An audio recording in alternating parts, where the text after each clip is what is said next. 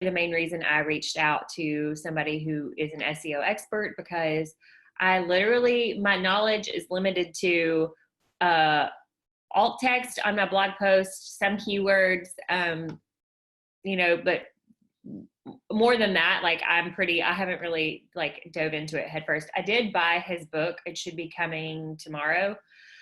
He has a book, Jim has a book on Amazon. And so I can't say I highly recommend it, but I've talked to Jim and he seems super knowledgeable. Hey, Jim, he's on. Yay!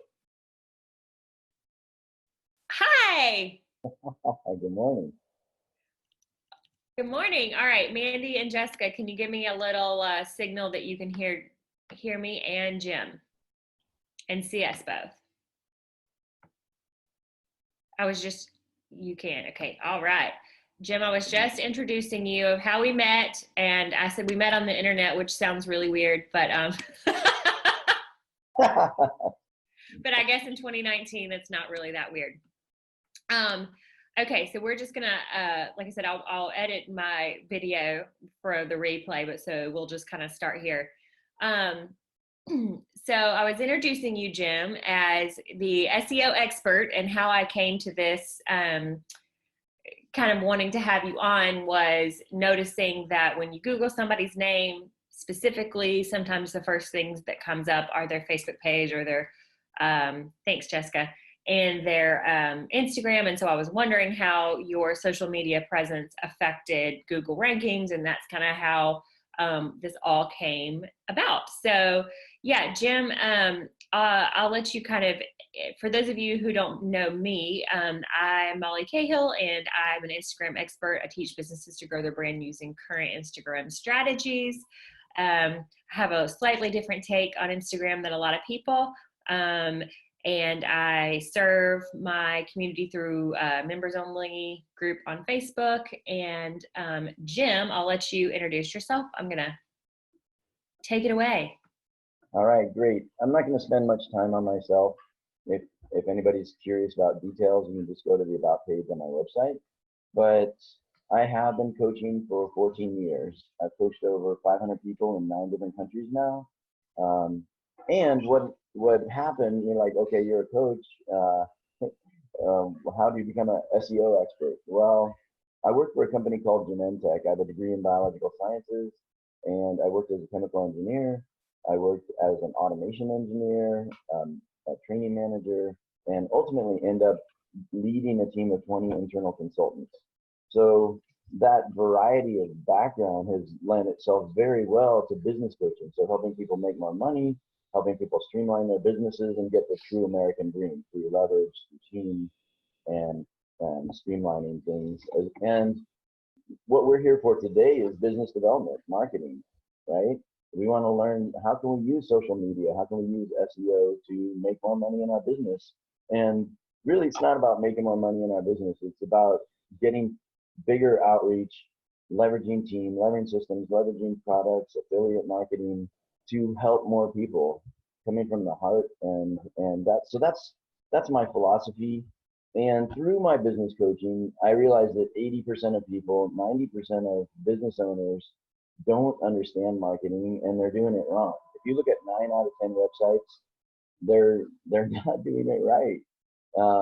And it's interesting. People are wired similarly. We're all different. We're all snowflakes, but you know, the mistakes that we fall into, our egos, those kind of things, our behaviors are pretty common. You know, we are wired a certain way. So I took it upon myself to get some mentors, to read books, to study, to experiment, you know, taking that left brain, chemical engineering brain, combined with my right brain and heart-based, intuition-based knowledge of people and psychology and caring, listening. Like, you'll see today that SEO isn't just about bits and bytes and computers and that kind of thing. It is about people, but I'm going to give you guys some actionable steps. And the one thing that I get feedback on a lot is that I can take complicated subjects and turn it into plain English that we can all understand and that we can take action on. So that's my goal for today. enough about me. Let's answer your question. And quickly, I just want to say, you know, I met Molly recently, and I'm so impressed with her as a person, professionally. And if you haven't, get on her website and look at how she writes. Get on her Instagram and see what kind of post she does. She's in that 1 or 2% of the population that really gets it and understands it, and is brave enough to put herself out there. So if you haven't already hired her, I highly recommend her. And I just wanted to say that. And thank you so much for having me. Your check will be in the mail. I'm actually kidding. Yeah, as I told him, I bought your book and it'll be here tomorrow, so I'm super excited. Awesome. So actually, funny side note, another girl that's on here, Jessica, is actually a business coach as well. She and I used to work together, and the name of her company is Heart and Hustle. So it's so parallel with what you were talking about, speaking from the heart. But yeah, we'll go ahead and get straight into it. So can you kind of tell us a little bit about how what we talked about yesterday? It's not beating the algorithm, it's understanding how it works and playing into that. Yeah, fantastic. Just like as in any business negotiation or talking to your loved one and trying to influence, you want to know, and with marketing, you want to know what's the other side's agenda. What do they really want? So what does Google really want? I think they want to take over the world, but besides that, they want to sell ads. That's the bottom line. And what is it that's going to make them sell ads? Well, it's going to be continuing to be the #1 search engine in the world, and getting traffic and getting people searching. And that's going to sell more ads for them. And what's going to get them to be the #1 search engine in the world? It's going to be when someone types something into Google, whatever it is, that they pull up the most recent, the most fascinating, the most useful, the most relevant, the funniest content that's out there. So the way to think of it is, what is not just what Google wants, but what do our clients want? What do people out there want? And what's going to help them? So that's breaking down Google's algorithm. Google's algorithm, I have tricked the system, but that was 8-10 years ago, and had wonderful success with that. So there used to be a lot of tricks, link farms, and all kinds of black hat tricks that you could do. I would do it for my own sites, but I wouldn't do it for my customers. But the reality is, Google has 2,000 plus full-time engineers working on this algorithm. And no one engineer and no one person in the company knows all the variables of the algorithm. And that's by design. So, you know, whether it's any expert you hear that claims to know what Google's algorithm is lying. Nobody on the planet knows. But the best way to think of it is, it's artificial intelligence, and we can't cheat the system, so we might as well join the system. and that's what I'm going to talk about today. How can we join the system? The other thing is, SEO can be very expensive to hire certain people. And it can be very time consuming, and, you know, including social media. Social media is designed to be addictive, and it's designed to suck up people's times and keep people there. So we need to know that, and in business, we need to manage that and manage our team appropriately, so that we're doing the right things with the right energy, the right budget, and the right amount of time. So let me just jump in and just kind of summarize what you just said, because I think that's so simple. It's like, stop trying to cheat the system, find hacks and all this, and just realize, bottom line, they want to sell ads. And you're not saying that you need to buy ads in order to be searchable. You're saying, in order for them to sell more ads and be more appealing to the masses, they need to be the top search engine, and that's what they want. Yeah, so let's make our websites, our social media, our videos, the juiciest, most valuable, most helpful, and that feels good, and it's the right thing to do. So it all blends together. Absolutely. I love that. Okay, so talk a little bit about social media, your social media presence, and how it can possibly affect your rankings on Google. Social media is one factor. Mm-hmm. It's one factor of 5 key factors.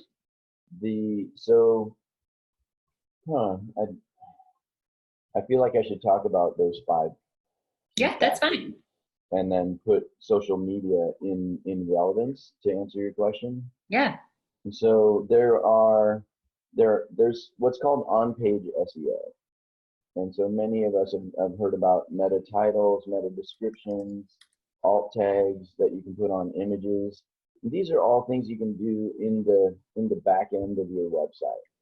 So it's important to do those things to weave your keywords into the content.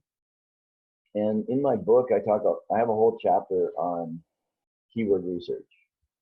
I think one of the reasons SEO is so expensive when you hire certain people for it is because they do research based on the amount of traffic you can get, and they don't always look at the commercialization value and the competition as criteria. So I look for not high traffic, because usually with high traffic, there's high competition. With high traffic, there's what? A high competition. Oh, high competition. Okay, sorry. Right. So, so researching and getting low to medium traffic and optimizing your site for a number of keywords. So that's why blogs are so important, because you can optimize a blog for a long tail keyword. And what a long tail keyword is 3 to 5 word phrase. You know, if you use a one word like or 2 words like Instagram expert, there's probably a million competitive sites out there on Google. But if you say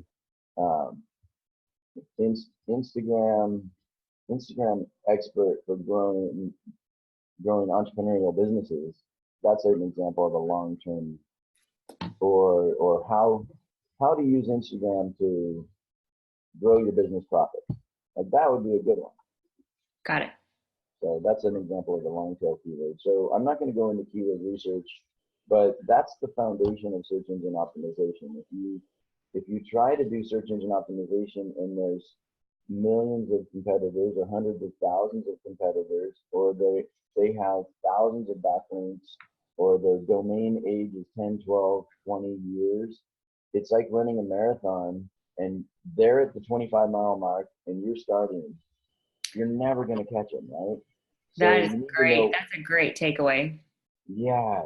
So having somebody that knows what they're doing your keyword research for you, or using Google's free keyword tool, is really important. And again, just to go over those variables, traffic, you want high. Well, not too high, but you want measurable traffic. You want low competition, and you want high commercialization value. So a lot of terms that are like do-it-yourself kind of terms aren't going to have high commercialization value, but a product or a school or a service can have high commercialization value. And if you're doing pay-per-click, you want low commercialization value because that's your cost per click variable, right? Okay, I don't know about the people on here, but when you're saying sorry, I can't even say it. I don't know what that is. So. Oh, okay. So I use cost per click. Google provides that data because they want to sell ads, right? And if you're paying for clicks, then you want a low cost per click keyword or keyword phrase. If you're doing organic search engine optimization, then you want high cost per click. And basically, it's an indirect variable that relates to how much is that keyword phrase worth? How much is that client worth? The lifetime valuation of a client. Okay, so that's the foundation. And then here's the, if you want to imagine a 5-pointed star, and each of these 5 points are important, and your website's in the middle of the star. So the on-page SEO is 1 point of that star. The next point on the star is videos. Like, people love videos, and we've all heard this. And I'm going to encourage everybody out there, like, do a video this week. If you're afraid to do videos, do a video this week. If you're terrified of doing a video, do a video this week. Like, fear just gets in the way on the things that are most important. You know, if you're absolutely terrified, then Do it do today. do a voiceover on a PowerPoint presentation, but do a video this week.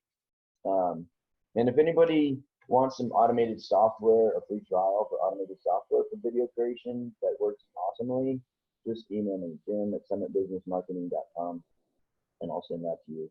So videos is the second point of the star. The third point of the star is content. And we've all heard content is king. Well, cash is king. Queen. But you need to update content regularly on your site. If you don't have a blog, then add a portfolio, add testimonials, add success stories. I do highly recommend integrating a blog into your website. And don't have a separate website and a separate blog. You want those integrated. You want one mothership where your content is housed, and everything, all your links that you put out there, and it could be email links, it could be social media links, it could be video links in the video description. Everything points back to your website. I want to give a quick example of this. I'll put on my nerd glasses. Let's see. And I'm typing down these 5 points too. Okay, fantastic. I just want to share this one image. Did I share my screen yet? Not yet. No, not yet. Working on it. Okay, here we go.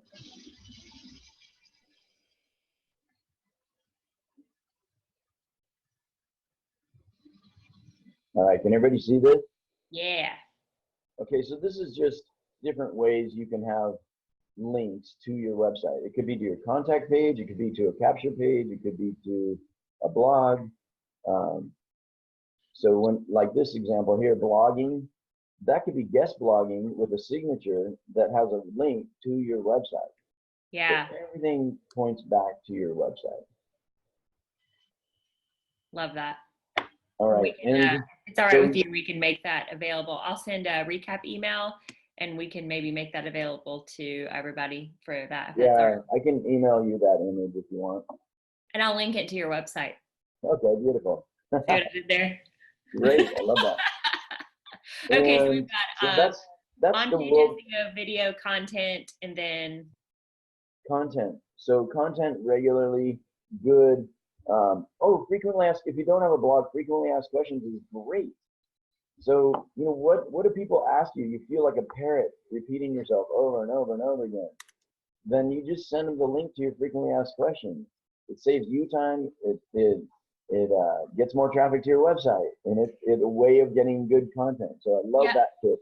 I have an FAQ page on mine, and I have a lot of links within the FAQ back to other parts of my website as well. And I just typed it up on for those of you who are like, how do I even do that? I just typed it up on a Google Doc and slapped it in there.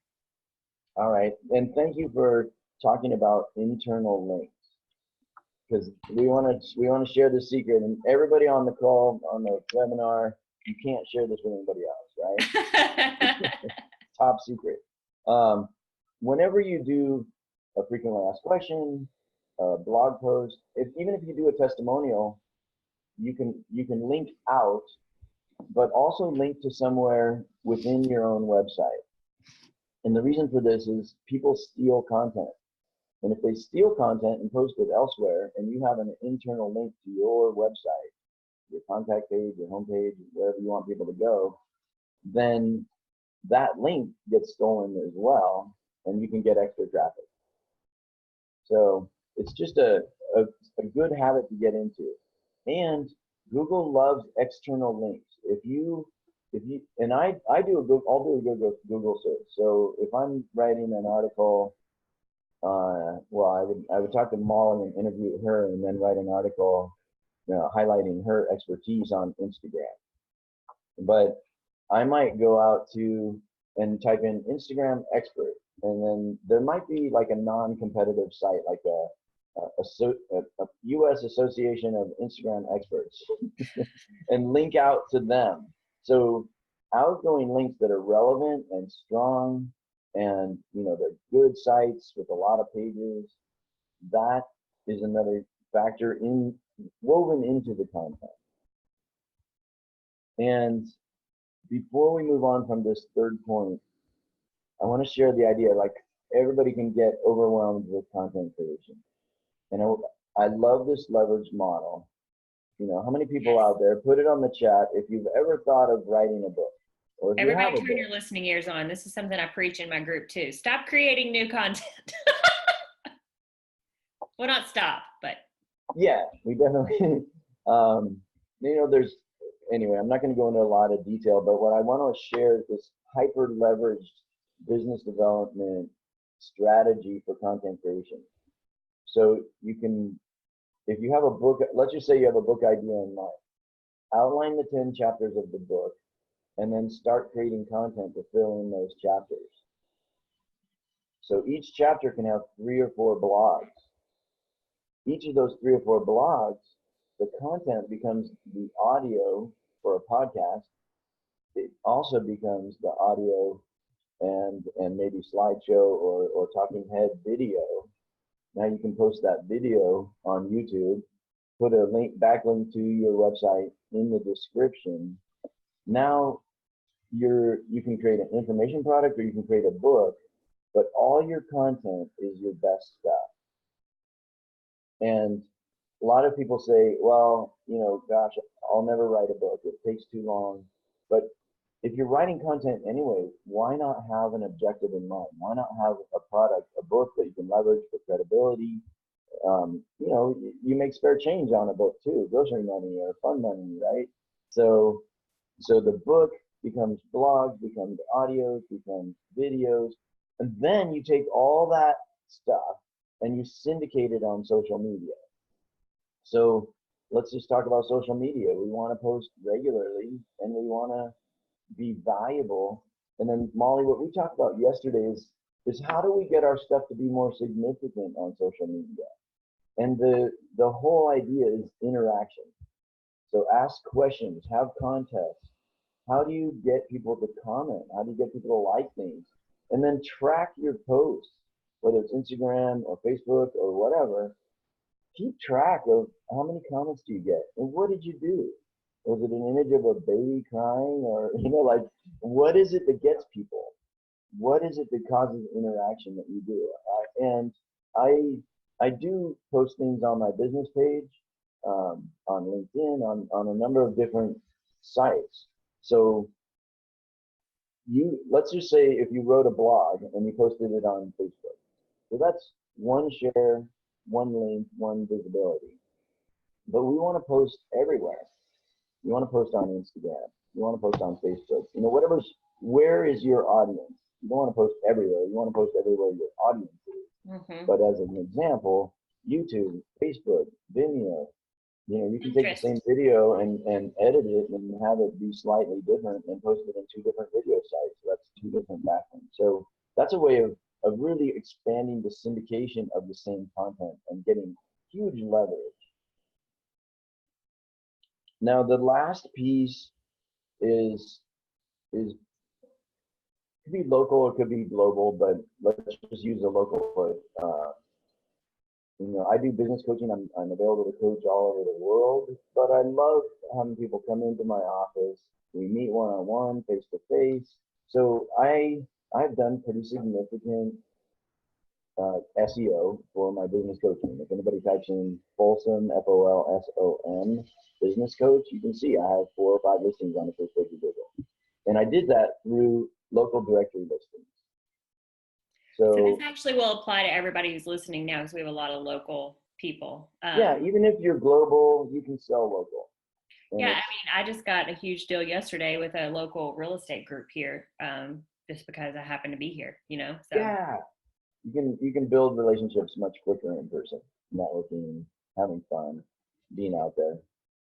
So 5-star rankings on Yelp and Google, and we're not going to get into the evil Yelp and how they didn't post your rankings, but just keep going for it. Every week, we should have a positive influence on 1 or 2 people, 1 or 2 new people, and just ask them to do a 5-star review for you. and get them while they're hot. Whenever somebody compliments you, say, hey, can I send you an email? I would love for you to just take 2 minutes and write a 5-star review for me. Now, do you notice the assumptive question? I didn't say write a review for me and choose between 1 and 5 stars. I said, would you write a 5-star review for me?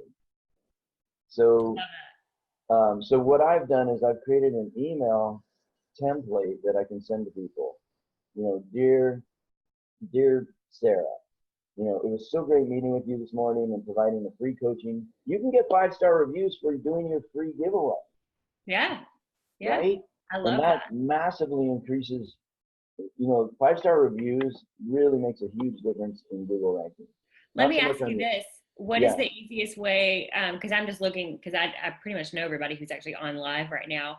And we're all kind of in the same phase of our business, which is cool. But just even getting started with Google reviews. I mean, is it pretty intuitive? Is it pretty simple to know how to go on and do that?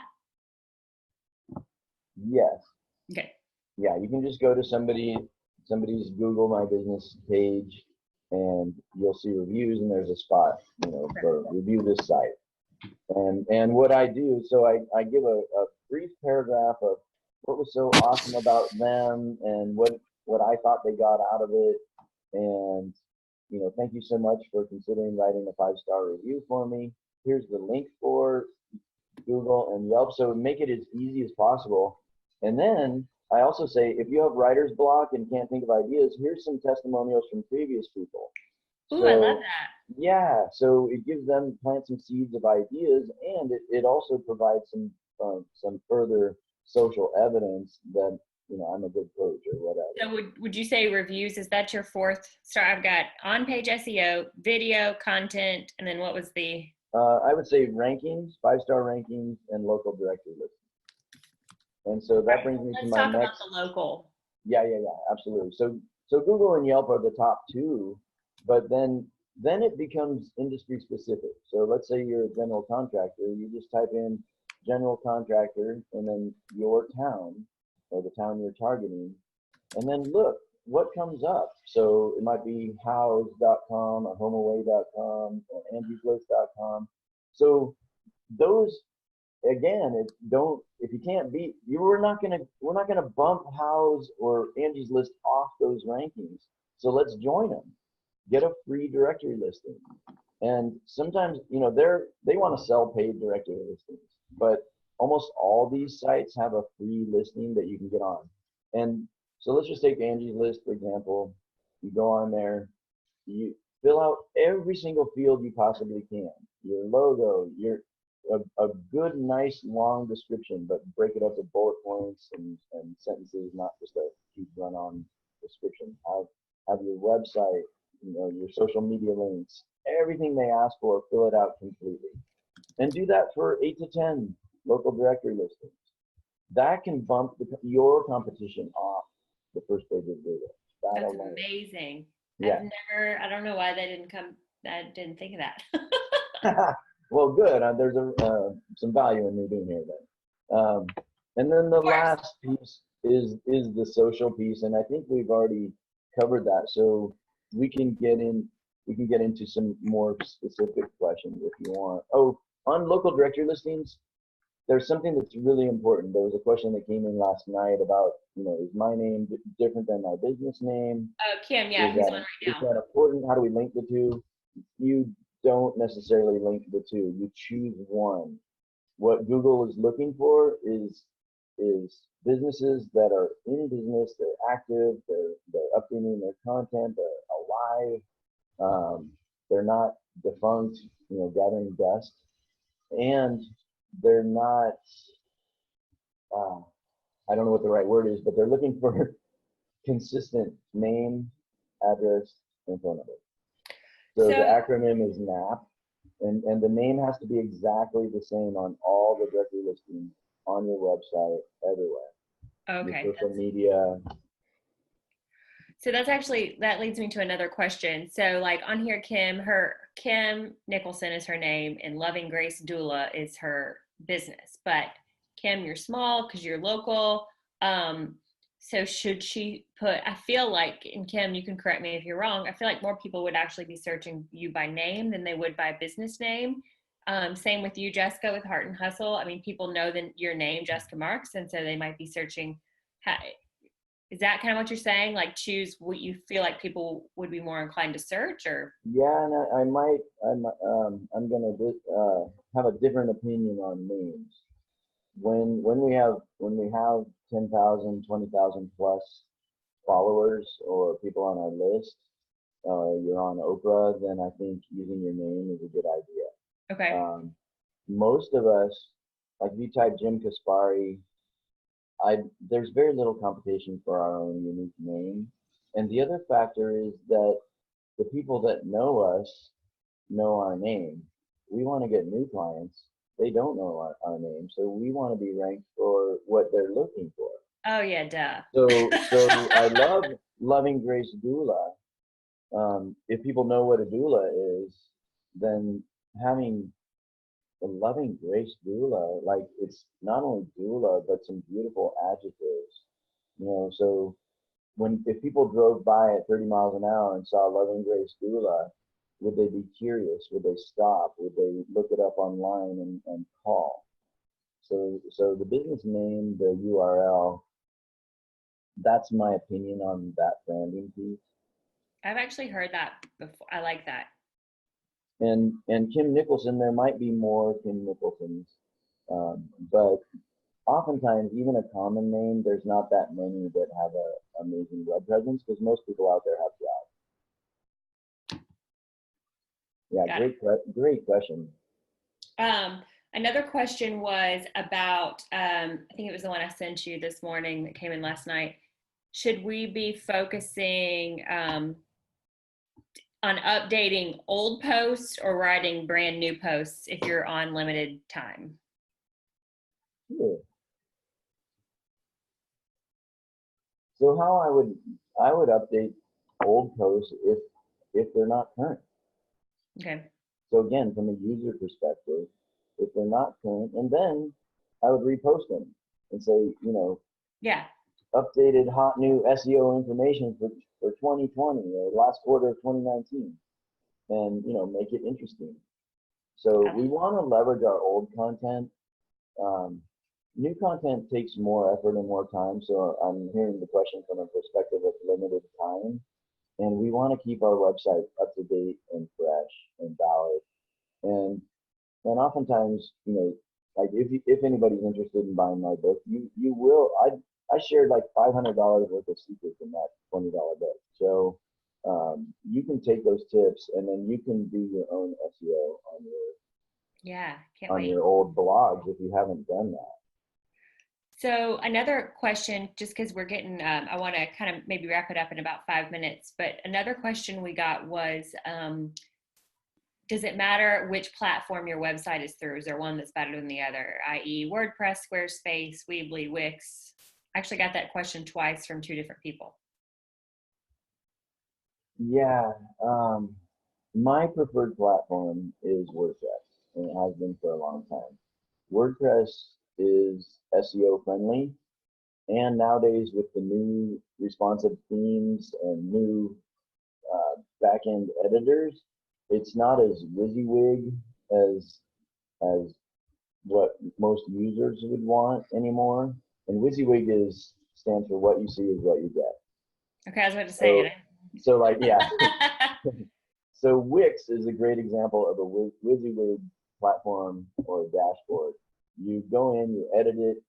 The thing that you're editing on your computer screen looks almost identical to what the website will look like when you publish it. Mm-hmm. So that's WYSIWYG.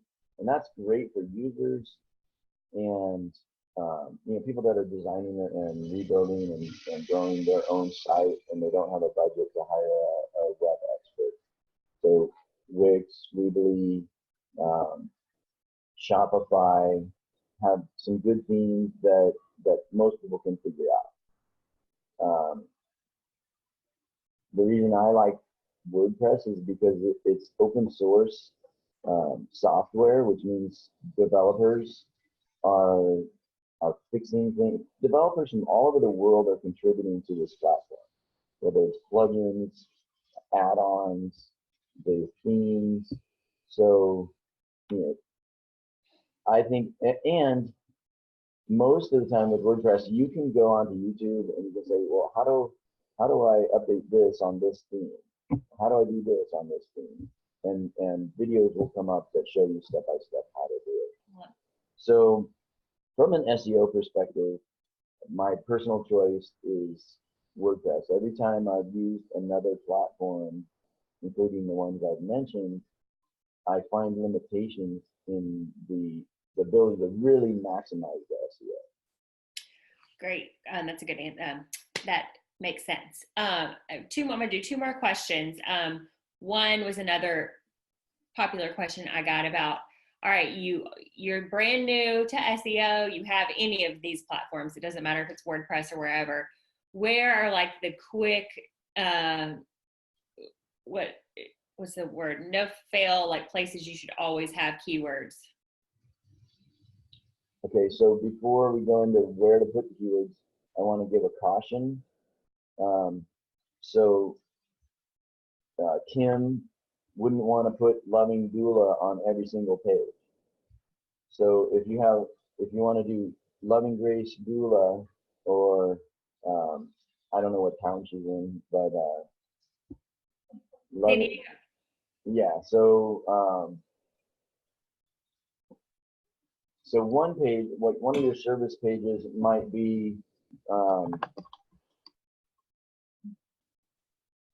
birth, pregnancy education, or so each page, each blog post should have a unique keyword phrase for optimization. Okay. So don't, if you optimize two different pages for the same keyword, you're competing against yourself and everybody else. You're Interesting. diluting your Google juice, so to speak. And so you want to weave those keywords into the content, and you don't want to literally take the same keyword phrase and put it 5 times in the content. You want to take that keyword phrase and use synonyms, use different word order, add in prepositions, and weave it into the content that way. But the exact keyword phrase can go into the header or the title. Ideally, it's in the URL, and that's where blog titles, it's jimspry.com / how to get started with SEO. And, yeah, beautiful. That yeah. would be the whole URL. So the URL, the title, woven into the content, and then there's what's called a meta title, and you have 50 or 60 characters to weave keywords into that. And then your meta description is about 150 characters that you can use, and that's where you use your keywords in there, but that's where you make it super attractive. So when your listing comes up on the Google search results page, your URL comes up first, then your meta title, and it's the description that people look at. So you can include your phone number and why would people want to call, or what are you offering, what adjectives, what adverbs, what makes you unique, special, different, and better than your competition. So it's really marketing slanted with a couple of keyword phrases built into those 150 characters. I love that. And then for every image, I highly recommend having an alt tag, but don't pack it with keywords. Make a real description of what the image. It's an image of blank, and then how does it relate to the content?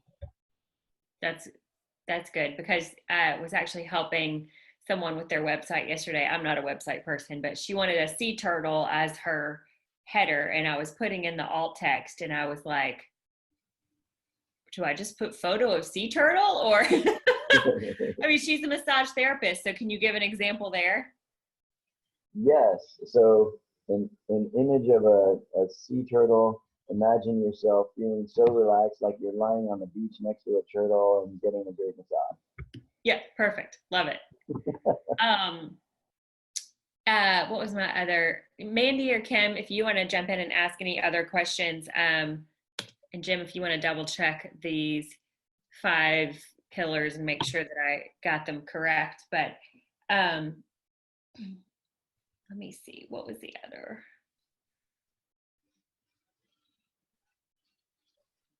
Let me just make sure we've covered all the questions. So we like the snowflakes. We're all snowflakes. Yeah. Some days we're unique dirtballs. Yeah. So let me, while we're looking over that, let me just give everybody and my one and only SEO tip that I know as it relates to Instagram, just to kind of tie it back to Instagram. You know, you're allowed, there are very few places on Instagram where you can have a live link. One of them, obviously, in your profile or your bio. There are some free services like Linktree or Tap Bio that people use to have, you know, literally a link tree, like multiple links. But I've learned that if you have a third-party link service like Linktree, that those clicks, I can't remember the term. You could probably talk to that better. But it's actually what I ended up doing was building just a hidden page on I have Squarespace. It's just a hidden page, and that's so when people click the link in my Instagram profile, it comes up as all the different, like, you know, here are my recent links I'm talking about on Instagram, because in Instagram, you know, you can't have a link in each post. But it's going directly to my website and not to another website and then to my site. Exactly. That's wonderful. Yeah. And that wasn't my idea. It was actually it was my friend Melissa's from Let's Get You Organized. She's also a business coach, but it was super easy to build. So anybody who's in my Facebook community, that actually can be one of the next tutorials I do. Obviously, I can't speak to every single person's website software, but it was, if you know how to make a hidden page, Mandy, yes. If you know how to make a hidden page, it's super easy. So yeah. Well, thank you so much, Jim. And I'm going to put the link, well, we'll send out a recap email and make sure everybody knows how to buy your book. I can't wait until it gets here, because I'm ready to, you know, there's certain things that you want to outsource, and there's certain things that are just like, okay, I'd rather do this myself. And I feel like when you know your own business, it's just so much easier for you to know, like, SEO just makes sense for something that I want to do myself. And it's just, I can't wait to dive in, and I'll share some good juicy tips too with my community as well. Yeah, fantastic. And I'm happy if you get a common question, you know, email me, text me, and I'll put out an answer for your tribe. Awesome. Well, that sounds great. So thank you so much for your time. I know it is valuable. Jim did not toot his own horn, but he at one point was ranked above Men's Health and Lance Armstrong. Yes. Yeah, for your men's, what was it? It was a free daily fitness tips website. Okay. Yeah. See, so he definitely knows his stuff. All right. Thank you so much, Jim. And we will chat soon. Have a great day, everybody. Bye, guys.